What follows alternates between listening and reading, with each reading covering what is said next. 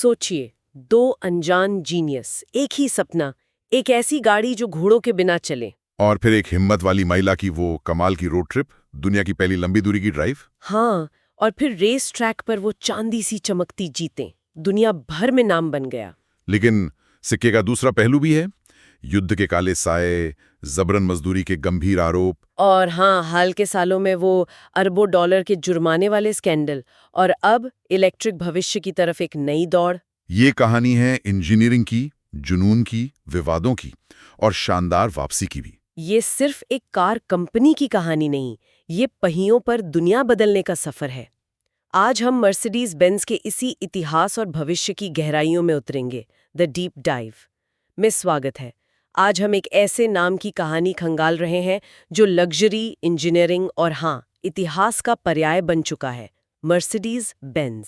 बिल्कुल। और जैसा कि कहा, ये सिर्फ शानदार कारों के बारे में नहीं है। ये उन लोगों, उन विचारों, उन घटनाओं, कामयाबियों और विवादों सबके बारे में है जिन्होंने परिवहन की दुनिया को हमेशा के लिए बदल दिया। तो चलिए शुरू करते हैं। कहानी के दो सिरे हैं, दो लोग, कार्ल बेंज और गॉटलिब डेमलर। पहले कार्ल बेंज की बात करते हैं। हाँ, कार्ल बेंज 1844 में जन्म। पिता लोकोमोटिव ड्राइवर थे, लेकिन उनका देहांत जल्दी हो गया, तो माँ ने ही पाला, काफी मुश्किलों में। इंजीनियरिंग की पढ़ाई की, पर अपना सपना पूरा करना आसान नहीं था। वो सपना बिना घोड़े की गाड़ी का। बिल्कुल। और यहाँ उनकी मंगेतर बर्था रिंगर का जिक्र जरूरी है। बहुत अहम रोल था उनका। अच्छा, कैसे? जब बेंज ने 1871 में मैनहेम में अपनी वर्कशॉप खोली, तो एक पार्टनर था जो भरोसेमंद नहीं था। तो बर्था ने अपनी दहेज की रकम से उस पार्टनर को हटाया, एक तरह से वर्कशॉप बचाई। कमाल है, मतलब उन्होंने शुरुआत से ही साथ दिया। हाँ, और इसी हिम्मत ने बेंज को वो हौसला दिया कि वो अपने लक्ष्य पर टिके रहें। एक ऐसी गाड़ी बनाना जो अपने आप चले, सेल्फ प्रोपेल्ड व्हीकल। और 1885 में वो कामयाब हुए। हाँ, वो 3 पहियों वाली पेटेंट मोटर वैगन तैयार थी। जनवरी 1886 में पेटेंट मिला। जिसे दुनिया की पहली व्यावहारिक ऑटोमोबाइल कहते हैं। मतलब जो सच में चल सकती थी। बिल्कुल। हालांकि शुरुआत में लोगों ने मजाक भी उड़ाया, बिना घोड़े की गाड़ी कहकर हंसे। मुश्किलें तो थी ही, लेकिन वो डटे रहे। अच्छा, दूसरी तरफ थे गॉटलिब डेमलर। हाँ, गॉटलिब डेमलर बेंज से 10 साल बड़े, 1834 में जन्म। इनका सपना थोड़ा अलग था। अलग? किस तरह से? वो हल्के, तेज रफ्तार वाले इंजन बनाना चाहते थे। इंटरनल कंबशन इंजन, पेट्रोल से चलने वाले, छोटे मगर पावरफुल। और ये सिर्फ जमीन के लिए नहीं थे? नहीं, यही तो उनकी दूर की सोच थी। वो चाहते थे कि उनके इंजन जमीन, पानी और हवा तीनों जगह इस्तेमाल हों, नावों में, यहाँ तक कि शुरुआती हवाई जहाजों में भी। अच्छा, और यहीं से वो 3 कोनों वाले सितारे का आइडिया आया? हाँ बिल्कुल, वो 3 कोने जमीन, समुद्र और हवा के प्रतीक हैं। डेमलर का विजन था ये। और डेमलर अकेले नहीं थे, विल्हेम मेबैक का नाम भी आता है। विल्हेम मेबैक, क्या जीनियस थे वो। डिजाइन का बादशाह कहते थे उन्हें। बचपन में अनाथ हो गए थे, पर इंजीनियरिंग में कमाल की प्रतिभा। तो डेमलर और मेबैक की जोड़ी ने मिलकर काम किया? हाँ, दोनों ने मिलकर हाई स्पीड इंजन बनाए। वो ग्रैंडफादर क्लॉक इंजन 1885 का बहुत मशहूर हुआ। कॉम्पैक्ट था, पावरफुल था, मोटरसाइकिलों से लेकर 4 पहियों वाली गाड़ियों तक में लगाया गया। मतलब उस समय के लिए क्रांतिकारी था। अब वापस बर्था बेंज पर आते हैं। वो सिर्फ कार्ल बेंज की पत्नी नहीं थी। बिल्कुल नहीं, वो खुद एक असाधारण हस्ती थी। अगस्त 1888 की वो सुबह इतिहास रच दिया उन्होंने। क्या हुआ था उस सुबह? बिना पति को बताए और हाँ, बिना सरकारी इजाजत के वो अपने 2 बेटों के साथ पेटेंट मोटर वैगन लेकर निकल पड़ी, मैनहेम से पॉर्जेम, अपनी मां के घर। कितना लंबा सफर था ये? लगभग 106 किलोमीटर। सोचिए जरा, उस जमाने की गाड़ी से 106 किलोमीटर। ये तो यकीन करना मुश्किल है। और आसान बिल्कुल नहीं था। रास्ते में ईंधन खत्म हो गया, पेट्रोल पंप तो थे नहीं। तो क्या किया उन्होंने? दिमाग चलाया। विस्लोक शहर में एक केमिस्ट की दुकान से लिग्रोइन खरीदा। वो एक तरह का सॉल्वेंट था, पर इंजन में काम कर गया। वाह, और भी मुश्किलें आई होंगी। हाँ, ब्रेक लेदर के थे, वो घिस गए, तो एक मोची से नए लेदर ब्रेक शू बनवाए। फ्यूल लाइन जाम हो गई, तो अपनी हैट पिन से उसे साफ किया। क्या बात है, मतलब पूरी तरह से आत्मनिर्भर। जुगाड़। हाँ, और इस यात्रा ने दुनिया को दिखा दिया कि ये गाड़ी सिर्फ एक खिलौना नहीं, बल्कि वाकई काम की चीज है, लंबी दूरी तय कर सकती है। और कार्ल बेंज को भी फीडबैक मिला होगा। बिल्कुल, जैसे कि चढ़ाई के लिए एक और गियर की जरूरत है। बर्था की इस हिम्मत ने ऑटोमोबाइल के भविष्य को राह दिखाई। आज भी जर्मनी में बर्था बेंज मेमोरियल रूट है उनकी याद में। और विल्हेल्म मेबैक, डेमलर के साथी, उनका योगदान कितना अहम था? बहुत ज्यादा। उन्हें तकनीकी वास्तुकार कह सकते हैं। इंजन के अलावा बेहतर ट्रांसमिशन, स्प्रे नोजल, कार्बोरेटर और वो रेडिएटर भी। हाँ, सबसे जरूरी 1900 के आसपास वो हनीकॉम्ब रेडिएटर, छत्ते जैसी डिजाइन, इंजन को ठंडा रखने में कई ज्यादा असरदार। ये मॉडर्न कारों के कूलिंग सिस्टम का आधार बना। मेबैक ने नींव रखी थी। और फिर एंट्री होती है एमएल जेलिनेक की। एक दिलचस्प किरदार लगता है। बहुत अमीर बिजनेसमैन, डिप्लोमैट और रेसिंग के दीवाने। वो डेमलर की कंपनी डीएमजी के बड़े ग्राहक थे। लेकिन वो डेमलर की गाड़ियों से पूरी तरह खुश नहीं थे। हाँ, उन्हें लगता था गाड़ियां थोड़ी भारी हैं, पावर कम है। उन्होंने डीएमजी को चैलेंज किया, मेरे लिए बेहतर तेज गाड़ी बनाओ। और यहीं से मर्सिडीज नाम आया। बिल्कुल। जेलिनेक अपनी रेसिंग कारों को अपनी बेटी मर्सिडीज के नाम से दौड़ाते थे। स्पेनिश में इसका मतलब होता है ग्रेस या खूबसूरती। तो उन्होंने शर्त रखी। हाँ, कहा कि अगर मेबैक के डिजाइन पर एक नई हल्की पावरफुल कार बनाते हो तो मैं बहुत सारी खरीदूंगा, पर नाम मर्सिडीज रखना होगा। और डीएमजी मान गई। हाँ जी, 1901 में मेबैक ने वो क्रांतिकारी 35 हॉर्स पावर कार डिजाइन की।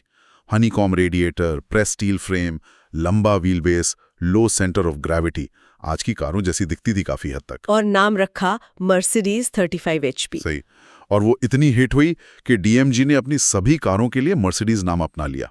इसे अक्सर दुनिया की पहली मॉडर्न ऑटोमोबाइल कहते हैं। मेबैक की इंजीनियरिंग और जेलेनिक की मार्केटिंग, इसी ने मर्सिडीज को ग्लोबल ब्रांड बनाया। और वो 3 कोनों वाला सितारा, वो कब आया? डैमलर के निधन के बाद 1909 में उनके बेटों ने इसे ट्रेडमार्क के तौर पर रजिस्टर कराया। ये उनके पिता की वही सोच दिखाता है, जमीन, समुद्र और हवा में उनके इंजन का दबदबा। तो अब 2 कंपनियां थीं, बेंज एंड सीआई और डीएमजी, जो मर्सिडीज नाम इस्तेमाल कर रही थी। ये मिली कैसे? वजह थी पहला विश्व युद्ध और उसके बाद जर्मनी की बुरी आर्थिक हालत। 1920 के दशक में हाइपर इन्फ्लेशन, अर्थव्यवस्था तबाह थी। तो अकेले टिकना मुश्किल हो रहा था। हाँ, बहुत मुश्किल। सालों तक एक दूसरे से मुकाबला किया, लेकिन अब जिंदा रहने के लिए साथ आना जरूरी हो गया था। तो ये जरूरत का मिलन था, कह सकते हैं। हाँ, काफी हद तक। 1924 में मिलकर काम करना शुरू किया और 28 जून 1926 को औपचारिक विलय हुआ। नई कंपनी बनी डेमलर बेंज एजी। और यहीं से मर्सिडीज बेंज ब्रांड का जन्म हुआ। बिल्कुल। और सिर्फ नाम नहीं मिला, इंजीनियरिंग, प्रोडक्शन, सेल्स नेटवर्क सब एक हो गए। और लोगो भी डेमलर का सितारा और बेंज की लॉरेल की माला, दोनों की विरासत एक साथ। मुख्यालय बना स्टुटगार्ट में। विलय के बाद तो रफ्तार पकड़ी होगी कंपनी ने, खासकर रेसिंग में। वो सिल्वर एरोज का दौर। क्या दौर था वो। 1930s का दशक। सिल्वर एरोज, नाम भी मजेदार है। हाँ, कैसे पढ़ा ये ना? कहते हैं 1934 में नरबुर्गरिंग रेस से पहले नई मर्सिडीज बेंज W25 कार वजन सीमा से थोड़ी ज्यादा निकली, करीब 1 किलो। अच्छा। तो टीम मैनेजर अल्फ्रेड न्यूबॉयर ने रातों रात कार का सफेद पेंट खुरचवा दिया। नीचे से एल्यूमिनियम की चांदी जैसी बॉडी चमकने लगी, वजन भी कम हो गया और कार रेस जीत गई। हाँ, और वहीं से नाम पड़ गया सिल्वर एरोज, चांदी के तीर। और इन चांदी के तीरों ने तो फिर कमाल ही कर दिया होगा। बिल्कुल। रुडोल्फ करशियोला, हर्मन लैंग, इन ड्राइवरों ने सिल्वर एरोज के साथ यूरोपियन चैंपियनशिप, ग्रैंड प्री, ढेरों जीते हासिल की। इसने मर्सिडीज बेंज की इंजीनियरिंग का लोहा मनवा दिया दुनिया में। और वो फलसफा मजबूत हुआ, win on Sunday, sell on Monday. मतलब रेस जीतो और अगले दिन गाड़ियां बेचो। रेसिंग की कामयाबी सीधे बिक्री बढ़ाती थी। लेकिन फिर आया इतिहास का वो काला दौर, द्वितीय विश्व युद्ध, और कंपनी का नाम विवादों से जुड़ा। हाँ, ये मर्सिडीज बेंज के इतिहास का सबसे गंभीर और दुखद अध्याय है। इसे नजरअंदाज नहीं कर सकते। नाजी शासन के दौरान, हाँ, 1933 से 1945 तक डाइमलर बेंज जर्मनी के कई और बड़ी कंपनियों की तरह युद्ध मशीनरी का हिस्सा बनी। और दुर्भाग्य से उन्होंने अपनी फैक्ट्रियों में जबरन और गुलाम मजदूरों का बड़े पैमाने पर इस्तेमाल किया। ये बहुत बहुत गंभीर बात है। कितने लोग थे? अनुमान है कि 1944 तक 46,000 से ज्यादा युद्धबंदी, यातना शिविरों के कैदी, कब्जे वाले देशों से लाए गए लोग बेहद अमानवीय हालात में काम करने को मजबूर थे। युद्ध के बाद इस पर कंपनी का क्या रवैया रहा? शुरुआत में तो कंपनी ने अपनी भूमिका को कम करके आंका, लेकिन बाद में, खासकर 1980s के दशक के बाद, डाइमलर बेंज ने अपने इस अतीत का सामना किया। मतलब स्वीकार किया। हाँ, सार्वजनिक रूप से स्वीकार किया, माफी मांगी, इतिहासकारों को आर्काइव्स देखने दिए और जर्मन उद्योग के मुआवजा कोष में भी बड़ा योगदान दिया पीड़ितों के लिए। ये जरूरी है कि हम इसे निष्पक्ष रूप से बताएं, जो हुआ वो बताएं। युद्ध की तबाही और इस मुश्किल दौर के बावजूद मर्सिडीज बेंज ने फिर से शुरुआत की, वापसी की। हाँ, ये उनकी मजबूती दिखाता है। फैक्ट्रियां तबाह हो गई थी लेकिन उत्पादन फिर शुरू किया। सबसे पहले वो पुरानी मजबूत 1720 सीरीज बनाई, डीजल वाली 170D भी। ये कारें उस समय काम आई होंगी। बहुत मजबूत, भरोसेमंद, किफायती, युद्ध के बाद की जर्मनी के लिए जरूरी थी। और फिर आया वो मॉडल जिसने मर्सिडीज बेंज को स्टाइल और लग्जरी में वापस ला दिया, 300 SL गलविंग। गलविंग 1954 में आई, एक डिजाइन आइकन। वो ऊपर खुलने वाले दरवाजे, गलविंग्स। वो दरवाजे क्यों थे वैसे? सिर्फ स्टाइल के लिए? नहीं, वो हल्के लेकिन मजबूत ट्यूबुलर फ्रेम चैसी की वजह से जरूरी थे। दरवाजे साइड में नहीं लग सकते थे। लेकिन उससे भी बड़ी बात थी इंजन। इंजन में क्या खास था? पहली बार किसी प्रोडक्शन कार में डायरेक्ट फ्यूल इंजेक्शन, ईंधन सीधे सिलेंडर में इंजेक्ट होता था। ज्यादा पावर, बेहतर माइलेज, ये रेस ट्रैक से आई तकनीक थी। इसने 300 SL को उस जमाने की सबसे तेज कारों में से एक बना दिया होगा। बिल्कुल, दुनिया भर में तहलका मच गया था।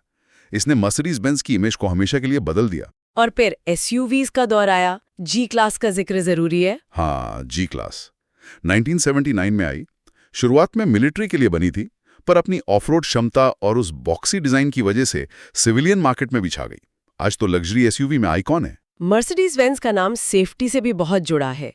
कई चीजें उन्होंने पहली बार दी। हाँ, ये उनकी पहचान का हिस्सा है। सुरक्षा को लेकर उनकी सोच काफी पुरानी है। 1950 के दशक में ही उनके इंजीनियर बेला बरेनी ने क्रम्पल जोन का कॉन्सेप्ट दिया। क्रम्पल जोन मतलब? गाड़ी का आगे और पीछे का वो हिस्सा जो टक्कर लगने पर पिचक जाता है, एनर्जी सोख लेता है, अंदर बैठे लोग ज्यादा सुरक्षित रहते हैं। आज तो हर कार में होता है ये। और ABS, एयरबैग्स, ये भी बेल्ट को कस देता है। सही, टक्कर के ठीक पहले या दौरान। फिर 1995 में ESP आया, इलेक्ट्रॉनिक स्टेबिलिटी प्रोग्राम। ये भी बॉश के साथ गाड़ी को फिसलने से बचाता है। बहुत जानें बचाई हैं इसने। और आजकल के प्री सेफ और ADAS सिस्टम्स भी। बिल्कुल, प्री सेफ सिस्टम तो दुर्घटना को भांपकर पहले ही तैयारी कर लेता है। सीट बेल्ट कसना, खिड़कियां बंद करना। और ADAS यानी advanced driver assistance systems, automatic braking, lane keeping, इन सब में मर्सिडीज बेंज हमेशा आगे रही है। सेफ्टी उनके लिए लग्जरी का हिस्सा है। सेफ्टी तो ठीक है, पर परफॉर्मेंस भी चाहिए, और वहाँ AMG का नाम आता है। इनकी कहानी क्या है? AMG की कहानी थोड़ी अलग है। ये कंपनी के अंदर शुरू नहीं हुई थी।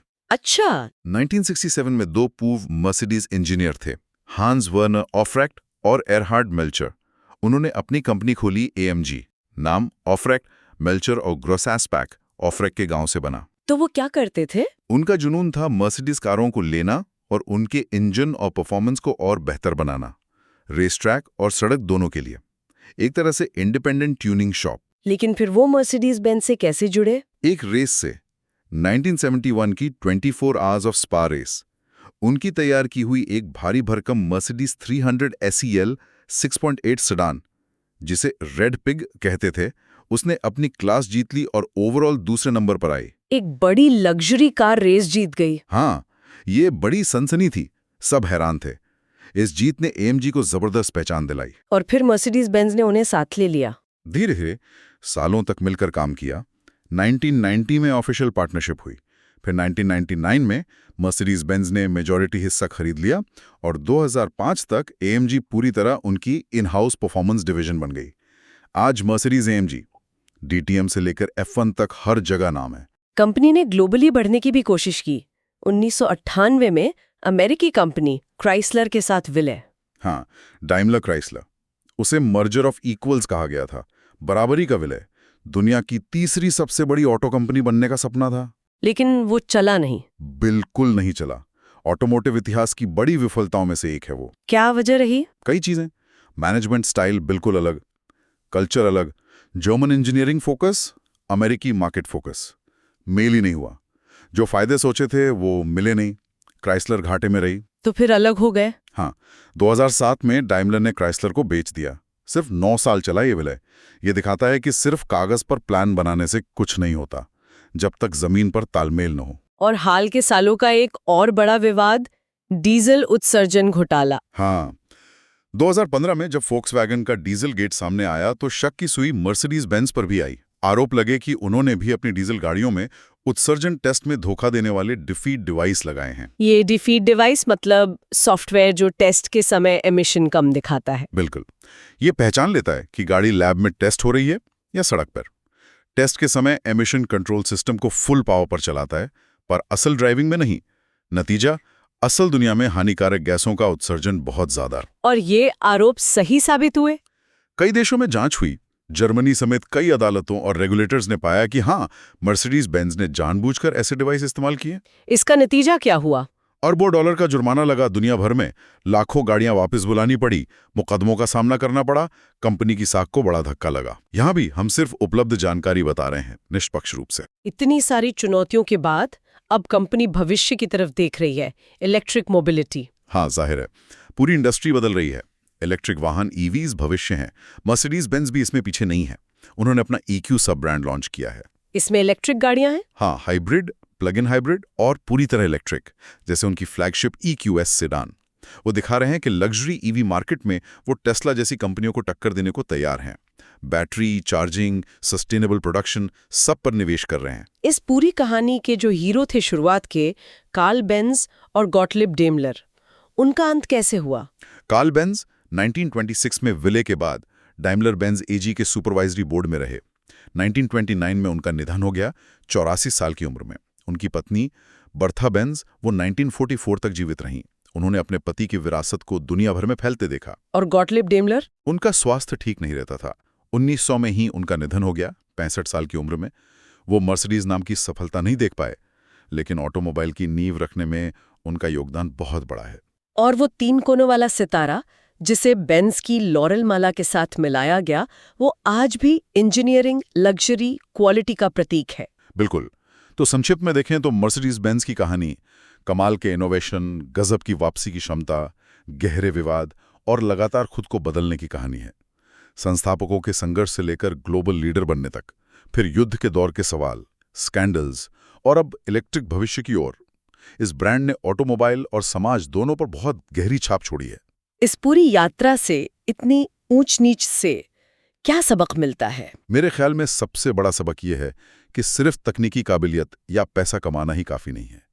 लंबे समय तक टिके रहने के लिए नैतिक जिम्मेदारी, ईमानदारी, पारदर्शिता, ये भी उतनी ही जरूरी हैं। हाँ, ये बात तो है। मर्सिडीज बेंज का इतिहास दिखाता है कि बड़ी कामयाबियों के साथ बड़ी चुनौतियां और जिम्मेदारियां भी आती हैं। ये कहानी आने वाले इनोवेटर्स और बिजनेस लीडर्स के लिए एक मिसाल भी है और एक चेतावनी भी कि आप जो बनाते हैं उसका समाज पर क्या असर होता है, ये सोचना जरूरी है। मर्सिडीज बेंज की कहानी अभी खत्म नहीं हुई है। ऑटोमोबाइल इंडस्ट्री बदल रही है, इलेक्ट्रिक, ऑटोनॉमस, कनेक्टेड। देखना दिलचस्प होगा कि ये ऐतिहासिक ब्रांड इन बदलावों को कैसे अपनाता है। और इसी सोच के साथ एक सवाल सबके लिए छोड़ जाते हैं। आज के दौर में तकनीकी प्रगति और मुनाफे से परे मर्सिडीज बेंज जैसी बड़ी ग्लोबल कंपनियों की समाज के प्रति क्या जिम्मेदारियां हैं और भविष्य की तकनीकी और नैतिक चुनौतियों का सामना वो कैसे करेंगी। आज की इस गहन चर्चा में शामिल होने के लिए धन्यवाद। अगर आपको ये विश्लेषण पसंद आया तो इसे लाइक करें, अपने विचार कमेंट्स में साझा करें और द डीप ड्राइव को सब्सक्राइब करना न भूलें। अगली बार फिर मिलेंगे एक नई कहानी के साथ।